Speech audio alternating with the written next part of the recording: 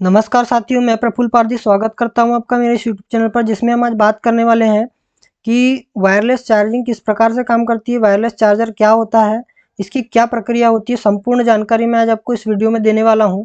तो जानते हैं कि आपने वायरलेस चार्जिंग के बारे में तो ज़रूर सुना ही होगा, क्योंकि अब तक इस टेक्नोलॉजी के साथ कई सारे स्मार्टफोन लॉन्च हो चुके हैं।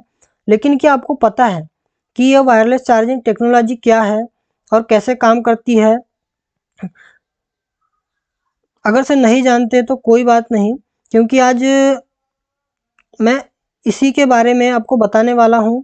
और आज इस टेक्नोलॉजी के बारे में आपको संपूर्ण जानकारी देने वाला हूं।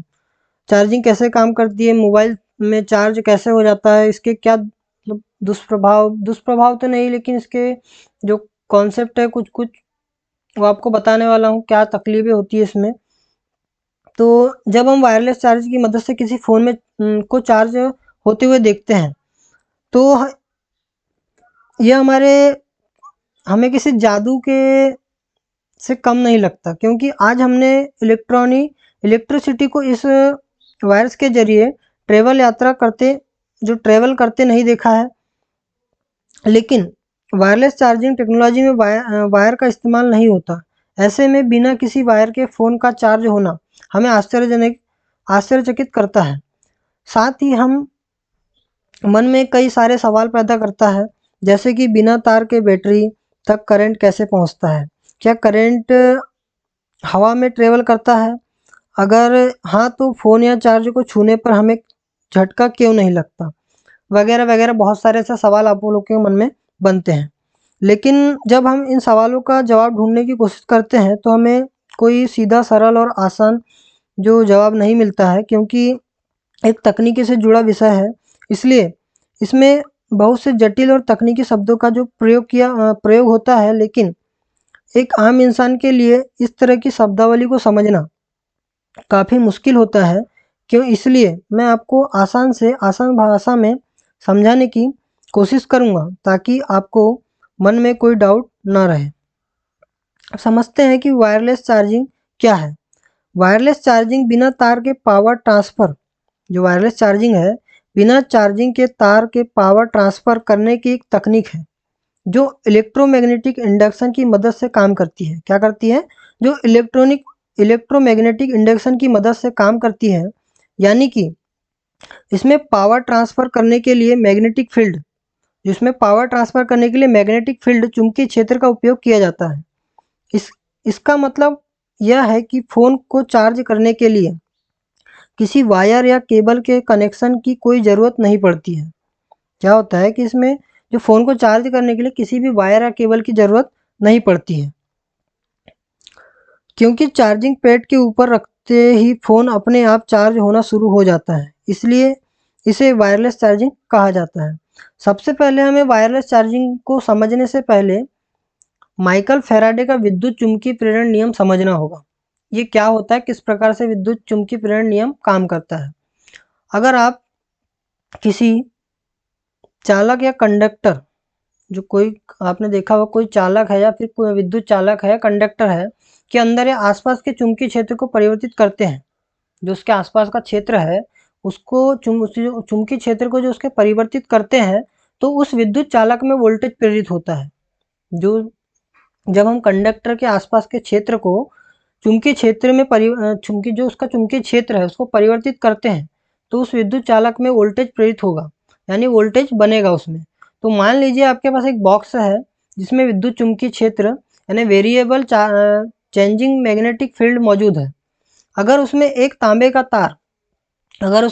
तांबे का तार ले जाते हैं, तो उस तार में कुछ वोल्टेज प्रेरित होगा।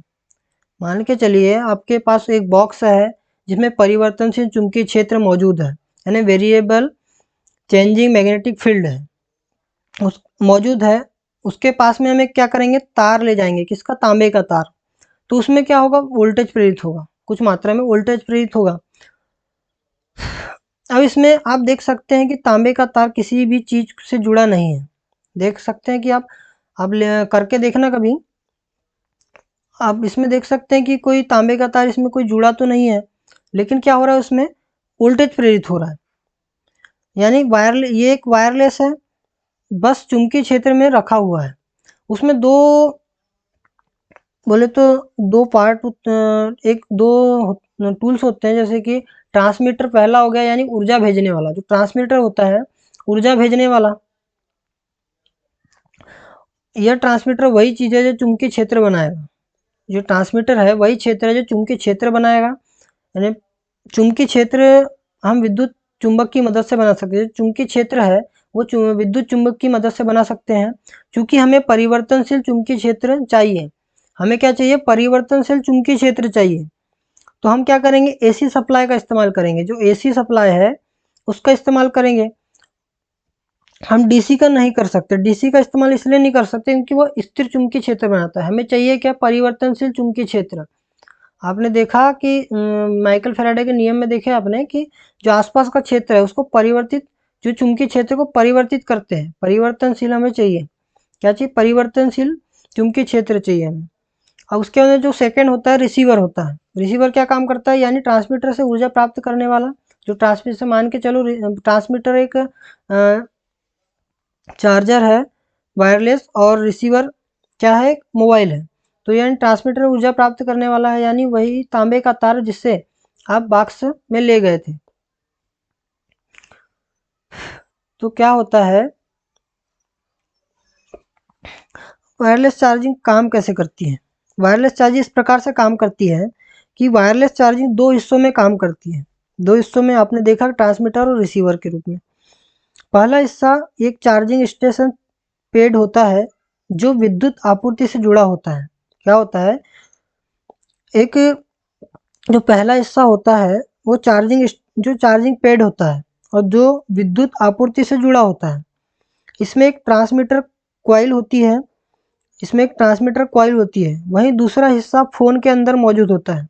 जो उसका दूसरा हिस्सा है फ़ोन के अंदर मौजूद होता है, जो कि एक रिसीवर कॉइल के रूप में काम करता है। ये बताया मैंने आपको, जैसे विद्युत फैराडे का नियम के तौर पे कि जो ट्रांसमीटर है वो एक चार्जर है, जो रिसीवर है वो एक फ़ोन है के रूप में काम कर।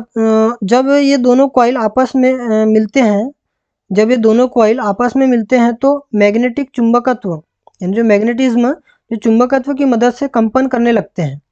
इससे फ़ोन के अंदर मौजूद कॉइल कुंडली में, जो इसके अंदर फ़ोन के अंदर जो मौजूद कॉइल है वह कुंडली में ईएमएफ का फुल फॉर्म क्या होता है? Electromotive force. जो इलेक्ट्रोमोटिव फोर्स का निर्माण कर हो, तो यहाँ पे क्या होता है? इलेक्ट्रोमोटिव फोर्स का निर्माण होता है। यही ईएमएफ फ़ोन में लगे चार्जिंग सर्किट के माध्यम से, यहीं पे जो ईएमएफ यानी इलेक्ट्रोमोटिव फोर्स फ़ोन में लगे चार्जिंग सर्किट के माध्यम से पावर ट्रांसफ़र करता है। क्या करता है? पावर ट्रांसफ़र करता है, जिससे बैटरी चार्ज होती है। असल में क्या होता है कि वायरलेस चार्जिंग एक महंगी, असल में माने हम तो एक वायरलेस चार्जिंग है, एक महंगी और जटिल प्रक्रिया होती है। इससे चार्जिंग में काफ़ी क्या होता है, इससे चार्जिंग में काफ़ी लंबा समय लगता है। साथ ही फ़ोन का जो ये गर्म होना भी एक बड़ी समस्या मान सकते हैं। लेकिन इससे भी बड़ी समस्या जो है कि normal wire normal wired charge है की तरह वायरलेस जो चार्जर है से आप किसी और फ़ोन को चार्ज नहीं कर सकते। क्या होता है कि हमारे पास जो वायर वाला चार्ज है, वायर वाले चार्जर से क्या काम करते हैं हम कि किसी दूसरे मेरे मान के चलो मेरा मोबाइल है, मेरा मेरा मोबाइल है, या मेरे फैमिली मेम्बर में कोई दूसरे का मोबाइल है। तो क्या है, मेरे पास जो चार्जर है मैं अपने चार्जर से उनका मोबाइल चार्ज कर सकता हूँ। लेकिन जो वायरलेस चार्जिंग है उसमें क्या होता है कि हमारे जो मेरा मोबाइल है और मेरा चार्ज है वायरलेस चार्ज, तो मैं अपने फैमिली मेम्बर का मोबाइल को चार्ज उससे नहीं कर सकता। क्योंकि जो कनेक्शन होता है वो एक जो चार्जर मिलता है साथ में होता है, और जो मोबाइल होता है उस दोनों का ही कनेक्शन होता है। दूसरा मोबाइल हम चार्ज उससे नहीं कर सकते। अब इसमें जो मैंने आपको दिया था यहाँ पर कि इसमें झटका क्यों नहीं लगता, जैसे कि अब ये जब चलता है तो इसमें इसको छूने पे हमें झटका क्यों नहीं लगता?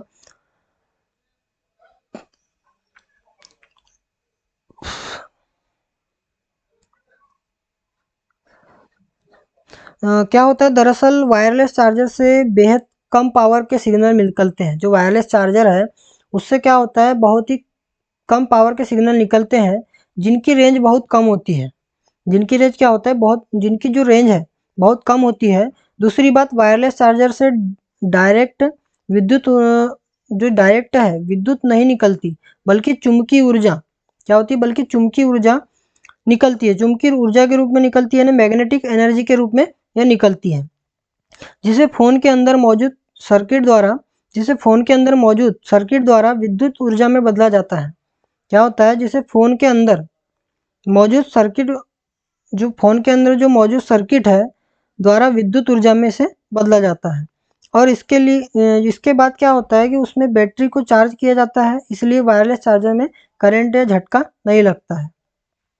अब ये जो फ़ोन है, मतलब जो चार्जर है किस किस मोबाइल में आ रहे हैं उसके बारे में आपको थोड़ा बता दूं। फ़ोन विथ वायरलेस चार्जिंग, तो ये जो फ़ोन है, कुछ सैमसंग के फ़ोन है जो हमारे मार्केट में अवेलेबल है। सैमसंग के जो फ़ोन है कुछ, या फिर हमारे गूगल पिक्सल के फ़ोन है, या फिर आईफोन हो गया, हवाई सोनी हो गया, या फिर रेडमी हो गया। इस प्रकार के जो अभी न्यू वर्ज़न में जो फ़ोन आए हैं इस साल, या फिर अभी कुछ समय के दौरान जो अभी फ़ोन आए हैं न्यू, तो उसमें आपको ये वायरलेस चार्जिंग देखने को मिल रही है।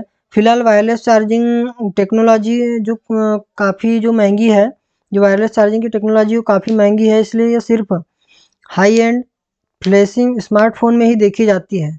जो हाई जो हाई क्वालिटी के फ़ोन है या हाई रेंज के जो फ़ोन है, फ्लैगशिप स्मार्टफोन में ही देखने को मिलती है। लेकिन आने वाले समय में, जो आने वाला समय है उसमें क्या होगा कि जो सस्ते रेंज के जो मोबाइल भी हैं उनमें भी ये वायरलेस चार्जिंग आपको देखने को मिलेगी। और क्योंकि स्मार्टफ़ोन के लिए तकनीक अभी नई है, जो स्मार्टफ़ोन्स है उनके लिए जो तकनीक है वो नई है, और साथ ही इसमें कुछ खामियां भी हैं, लेकिन अपेक्षित सुधार के बाद इसकी लागत काफ़ी कम हो जाएगी। जो अपेक्षित सुधार है, जो चल रहा है काम, तो इसकी क्या होगा, लागत भी कम हो जाएगी। समझते हैं कि वायरलेस चार्जिंग का भविष्य क्या होगा। अगर आज के हिसाब से देखें तो वायरलेस चार्जिंग एक धीमी और खर्चीली प्रणाली है। जो वायरलेस चार्जिंग है वो एक बहुत ही धीमी और बहुत ही खर्चीली प्रणाली है। लेकिन भविष्य में यह हमें हर फ़ोन में देखने को मिल सकती है, क्योंकि ये भविष्य में क्या होगा, हर फ़ोन में, सस्ते फ़ोन हो या फिर महंगे फ़ोन हो, इनमें हमें देखने को मिल सकती है। क्योंकि स्मार्टफ़ोन कंपनियाँ इसे अपने फ़ोन्स में लगातार इस्तेमाल कर रही हैं। जो स्मार्टफ़ोन कंपनियाँ हैं वो अपने फ़ोन में लगातार इस्तेमाल कर रही है, और आने वाले दिनों में सिर्फ महंगे फ़ोन्स में नहीं, क्या होगा, आने वाले दिनों में सिर्फ महंगे फ़ोन्स में नहीं, बल्कि जो हमारे सस्ते फ़ोन्स हैं उनमें भी ये वायरलेस चार्जिंग की वायरलेस चार्जिंग का आना संभव है, ऐसा मान सकते हैं हम। हालांकि अभी तकनीकी धीमी और महंगी ज़रूर है, लेकिन भविष्य में इसमें काफ़ी सुधार होंगे। इसमें यह फास्ट और कम खर्चीली प्रणाली बन जाएगी। उम्मीद है कि मैंने आपको वायरलेस चार्जिंग क्या है, कैसे काम करती है, इस विषय में काफ़ी उपयोगी जानकारी आपको दी होगी, और आपने बहुत ही अच्छे से समझा होगा। अगर अब भी इस विषय को लेकर आपके मन में कोई सवाल है तो आप नीचे कमेंट बॉक्स में मुझसे पूछ सकते हैं कि मैं आपको जवाब दूंगा, या फिर आपके मन में और भी कुछ सवाल है इसको लेके तो आप कमेंट बॉक्स में ज़रूर पूछिए। तो मिलता हूँ मैं अगली वीडियो में और भी कुछ इंटरेस्टिंग लेकर। तो मिलता हूँ अगली वीडियो में। Take care and bye bye.